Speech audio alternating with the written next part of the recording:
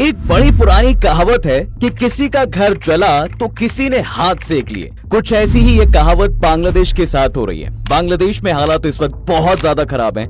ऐसा लग रहा है कि बांग्लादेश एक बार फिर से 1971 वाली सिचुएशन में आ गया, माने बिल्कुल आजादी वाली, जहां से उसे सब कुछ शुरू से शुरू करना पड़ेगा। ये भी तय है कि बांग्लादेश के इस क्राइसिस का असर लंबे वक्त तक रहने वाला है और यहाँ पर हाथ सेकने का मौका इंडिया के पास है। जी हाँ, मतलब ऐसा नहीं है कि इंडिया नहीं चाहता है कि बांग्लादेश में सब कुछ ठीक हो जाए, पर एक गणित के हिसाब से अब इंडिया के पास एक बार फिर से किंग बनने का मौका है। वैसे किंग बनने का मौका ना कहकर ये कहना इतना ज्यादा सही होगा कि अपना तख्त वापस लेने का मौका है, क्योंकि अंग्रेजों के कब्जे से पहले तक हम ही किंग थे। लेकिन हम कैसे फिर से किंग बन सकते हैं, चलिए पूरी डिटेल से आपको समझाता हूँ। देखो, बांग्लादेश में छिड़ी जंग की वजह से वहां की प्रधानमंत्री शेख हसीना देश छोड़कर इंडिया आ गई हैं। सैकड़ों लोगों की मौत के बाद अब अंतरिम सरकार बन रही है। इस बीच भीड़ की हिंसा रुकी नहीं है।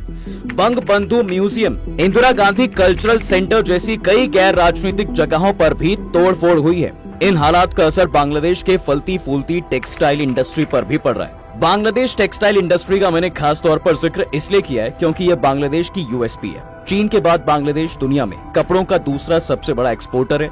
जी हाँ, इंडिया से भी बड़ा है। इंडियन एक्सप्रेस की एक रिपोर्ट के मुताबिक हिंसा और तोड़फोड़ के डर से Bangladesh garment manufacturers and exporters association ने सभी मिल मालिकों को अनिश्चित काल तक फैक्ट्रियां बंद रखने की सलाह दी है। यह एसोसिएशन बांग्लादेश टेक्सटाइल इंडस्ट्री का एक बड़ा ग्रुप है और इसके सहमने और घबराने का मतलब होगा बांग्लादेश की पूरी इकोनॉमी का सहम जाना। इधर इंडिया ने भी बांग्लादेश से लगे अपने बॉर्डर सील कर दिए हैं, इसलिए दोनों देशों के बीच होने वाला बिजनेस भी अब ठप हो गए। और इन्हीं सब चीजों के चलते इंडिया में कुछ एक्सपर्ट्स ये मानते हैं कि भले ही इस पूरे क्राइसिस से इंडिया बांग्लादेश के बिजनेस में घाटा हो रहा है, लेकिन इंडिया की टेक्सटाइल इंडस्ट्री को फिलहाल फायदा हो सकता है। इन्हीं तमाम पॉसिबिलिटी के चलते 2 दिन में इंडिया में कपड़ा बनाने वाली कंपनियों के स्टॉक्स 20% तक बढ़ गए हैं। लेकिन टेक्सटाइल इंडस्ट्री में बॉस है कौन? खास तौर पर एशिया में इस इंडस्ट्री की हालत कैसी है? यहाँ पर दिलचस्प चीज ये है कि कैसे इंडिया के साथ चाल चली गई और वो नीचे आ गया। तो वहीं बांग्लादेश के सही वक्त पर कुछ सही फैसलों ने टेक्सटाइल इंडस्ट्री का पूरा डायनेमिक्स बदल दिया। वक्त में थोड़ा पीछे चलते हैं और आसानी से समझने की कोशिश करते हैं। तो बात है साहब 18वीं सदी की। कपड़ों के मामलों में इंडिया जैसी दुनिया में कोई दूसरी जगह नहीं थी, क्योंकि यहाँ मलमल बनता था। ये मलमल ऐसा था कि दुनिया में इसकी मिसाल दी जाती थी। क्या देसी और क्या विदेशी, सब इसके आगे कायल थे। यहाँ तक कि इसके बारे में एक ब्रिटिश ट्रैवलर ने भी लिखा है, इंडिया में बनने वाला मलमल पानी जैसा है। इसे इतना मुलायम कहा जाता है कि इंडिया के बुनकर इस कदर महीन काम करते थे कि 90 मीटर कपड़े को आप अंगूठी से खींच सकते थे।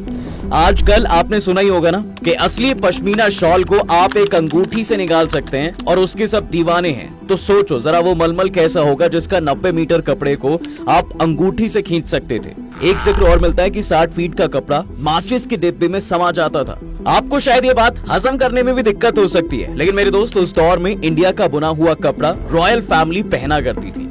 आप बनारसी साड़ी को ही ले लीजिए, इसके एक पल्ले की चौड़ाई को बुनने में 5600 धागे लगते थे। महज एक साड़ी बनाने में 16 से 30 दिन लग जाते थे और एक वक्त में 3 से लेकर 7 कारीगर इसे बनाने में लगते थे।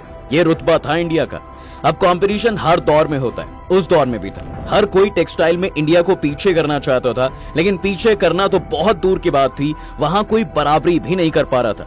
हाल ये था कि इंडस्ट्रियल रेवोल्यूशन के बाद भी मशीनों का इस्तेमाल करके भी ब्रिटेन इंडिया में बने कपड़ों की बराबरी नहीं कर पा रहा था। लेकिन अंग्रेज ठहरे अंग्रेज, मतलब यार जब मैं इनके बारे में पढ़ता हूँ ना, हर बार गुस्सा और ज्यादा बढ़ जाता है। खैर, इस इंडस्ट्री को खत्म करने के लिए अंग्रेजों ने और नए नए हथकंडे अपनाने शुरू कर दिए। ब्रिटेन की सरकार ने ईस्ट इंडिया कंपनी को एक ऑर्डर दिया। इस ऑर्डर में कहा गया कि 3.5 लाख पाउंड के कपड़े इंग्लैंड से खरीदकर इंडिया में कम रेट पर डंप किए जाएं, माने उसे इंडिया में कम दामों पर बेचा जाए, ताकि इंडिया में बनने वाले हाई क्वालिटी कपड़ों की मार्केट में सेंध लगे। अब इससे होता क्या है, वो ये कि रेट मरने लग जाते हैं। इसके ऊपर से डिमांड सप्लाई गैप भी कम हो जाता है। ये काफी नहीं अंग्रेजों के लिए, इसलिए उन्होंने एक और ऑर्डर दे दिया। ये दूसरा ऑर्डर इससे भी ज्यादा शातिर था, क्योंकि यही मर्केंटाइलिज्म यानी कि वाणिज्यवाद की शुरुआत थी। मर्केंटाइलिज्म माने व्यापार की ऐसी पॉलिसी जिसमें फ्री ट्रेड एक तरफा हो, माने एक पार्टी तो बिजनेस में रियायत दे रहा है लेकिन दूसरा नहीं। एग्जाम्पल के तौर पर ब्रिटेन से इंडिया आने वाले कपड़ों पर इंडिया में 0 टैक्स था, क्योंकि अंग्रेजों ने